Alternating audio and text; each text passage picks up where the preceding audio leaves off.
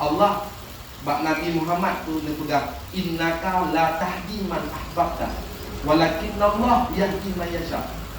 Ketika Nabi Muhammad sangat ingin Abu Talib beriman,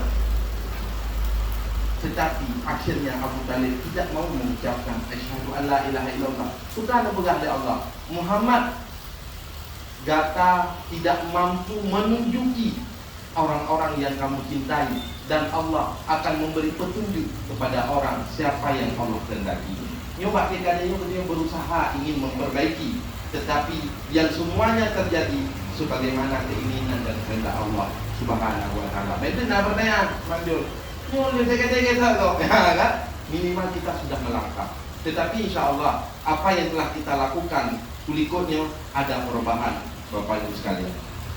Kemudian setelah bergerak ingin menyelesaikan ilmu fardhu'in, usaha lagi dilakukan lewatnya mengembangkan potensi diri bersama pemuda kader dakwah lainnya.